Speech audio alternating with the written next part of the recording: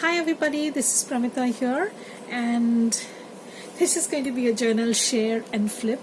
I was working on a lot of bigger projects, so as usual, as I say, when I am in between bigger projects, I usually try and make some mini journals. And for me, mini journals are just like a breath of fresh air because they help me to get back to my different kinds of things that I would not be able to do in a bigger journal. I try and do it in the smaller version. So this is my current journal. I just made one. I didn't have the time to make two. I wanted to, but I didn't manage the time.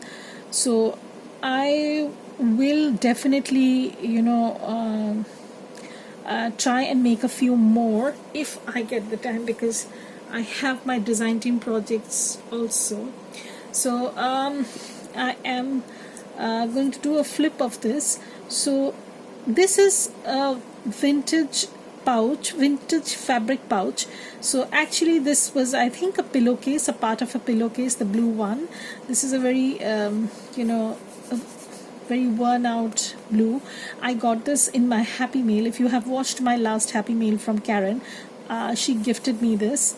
And the cover, the flap, this was a part of a doily that I had previously used in another of my journals. And this did not have any embroidery as such. It was pretty plain, but it's super vintage, and you can see how frayed the edges are, and that's what I loved about these two. Like, they were meant to be together. And I just used the non-embroidered edge of the doily, and because I have already used up the embroidered part, so I was waiting for a right project so that I can use it. And I have tied this with a sari silk.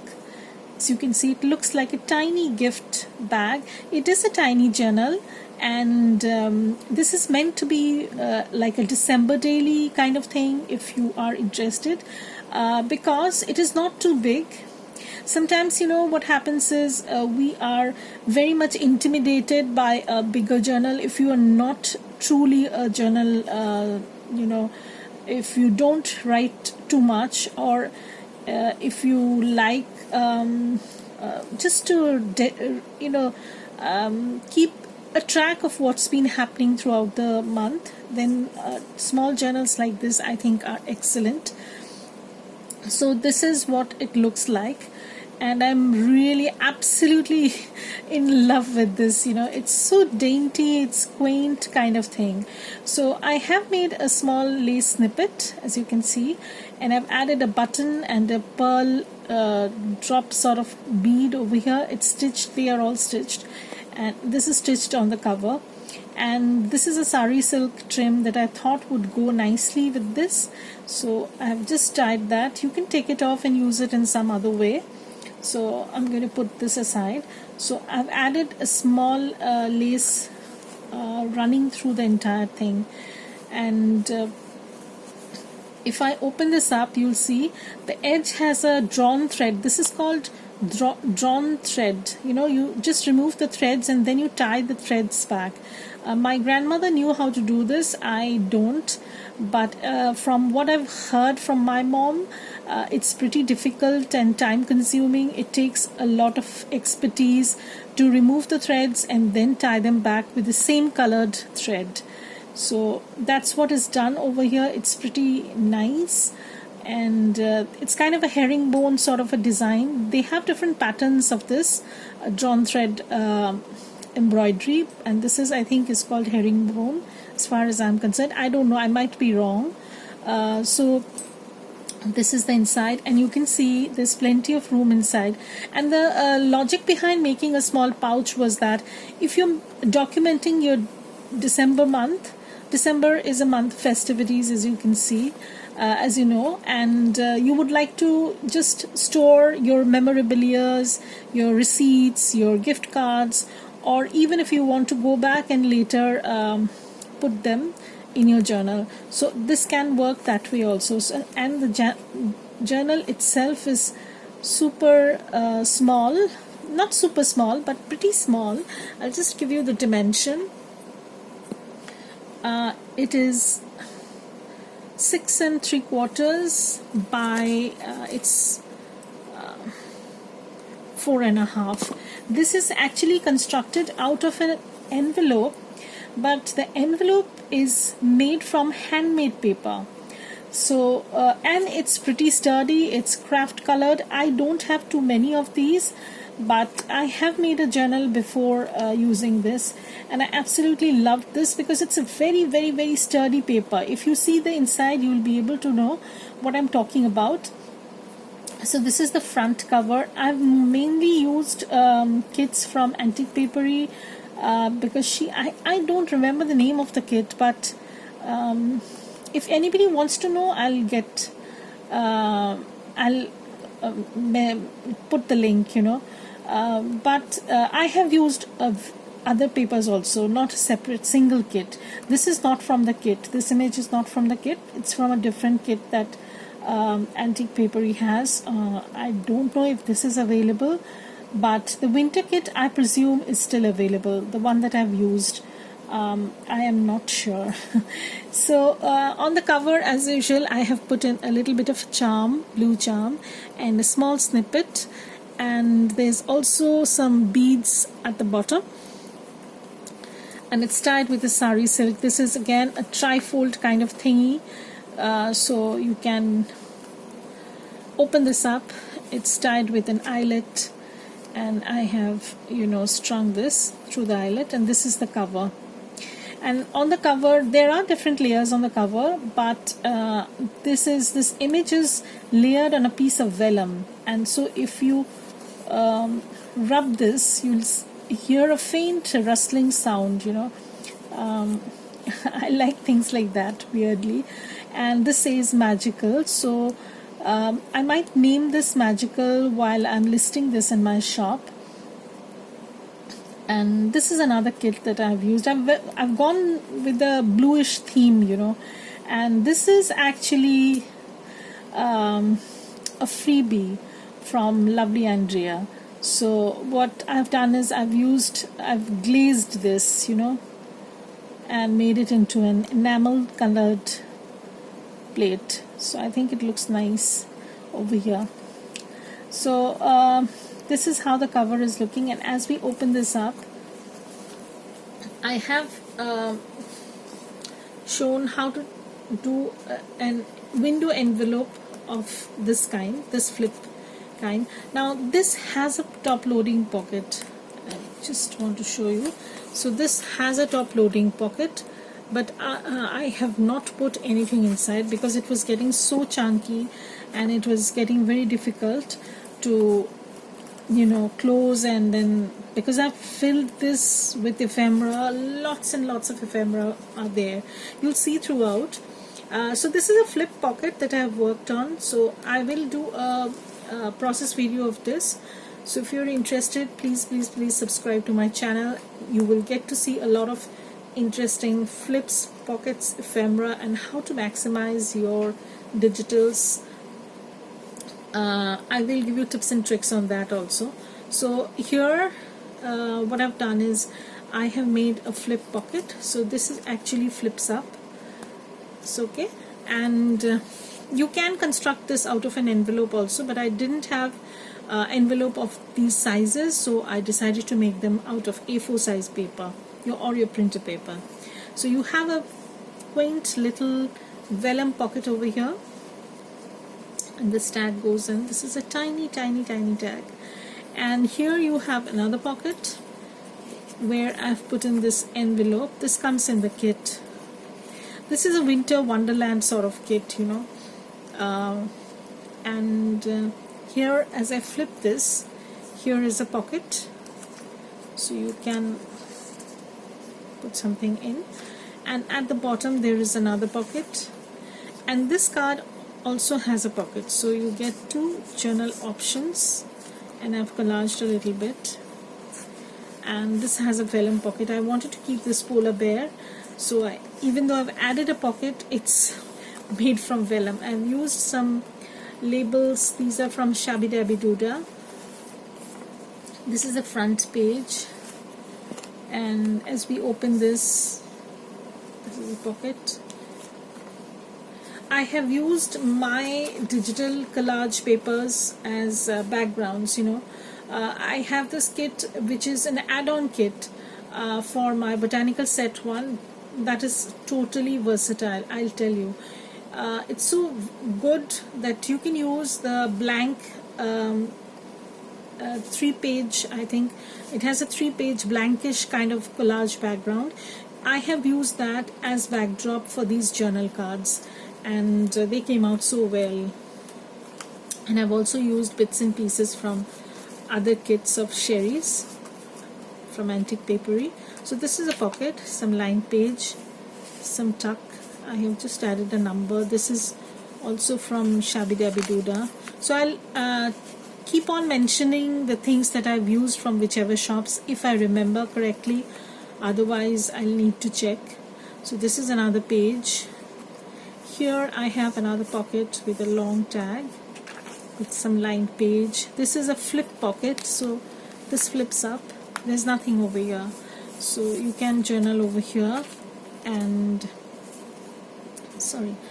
over here you have a pocket with tiny journal cards and a thread winder sort of spool kind of thing. Here is a tag that goes in, again some owl that goes in. These are tool ribbons. Again some page from the kit, and some pocket. So here again I've used the backgrounds from my collage, digital collage from add-on kit. That is from the botanical set 1. And these blank pages are so convenient that it took me literally, very few hours to complete the journal cards. So this is another flip pocket we have, and here I have again one of the backgrounds that I have created, and I have just collaged some image from the kit, and this goes inside this pocket. And here again I've done some number collage sort of thing. This is from Shabby Dabby Doodah, Tina. This is another page from the kit. Again some pocket. This is a tag that I made from the papers that I was using. Some lined paper. This is actually a pocket, and I've just collaged a few bits and bobs that I had in my stash. Here is another journal card that goes inside this pocket. At the back, this is actually the center, and in the center I've just added 2 pockets. So again I've collaged a lot of stuff, mostly from Antique Papery, and this is from Tina's label kit in browns, and this is another label that I've used on the other one.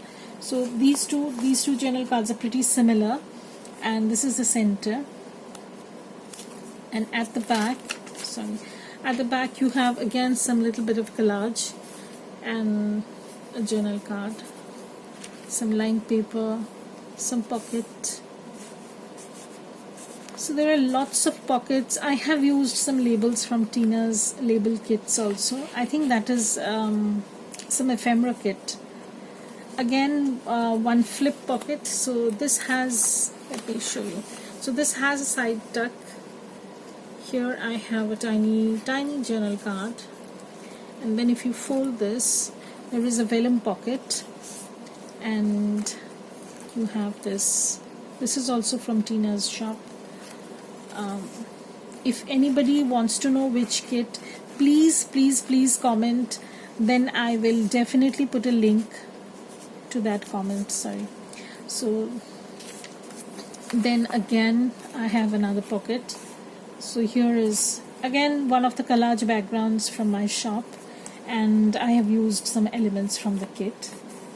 So as these collage sheets are pretty neutral, you can use them in in accordance with any kit you're using. That was the idea when I created those. This is a tiny tag, and here again I have another flip pocket, the one that I have shown. So here you have a little bit of a tag pocket.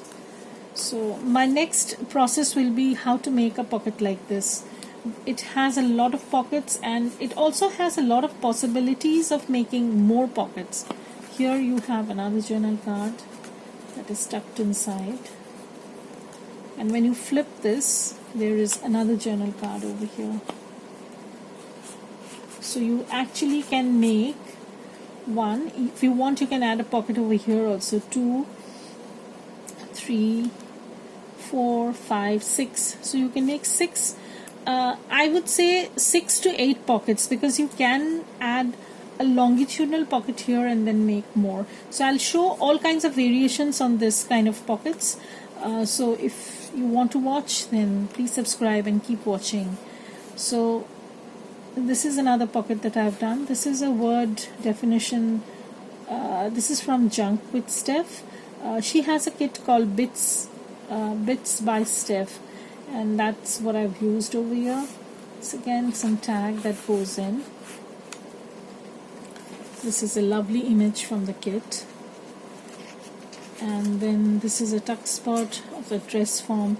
And these bigger musical instruments, they come in the kit, add-on kit of this, and I've just added that. You can use them as tuck spots also, or keep as journal cards.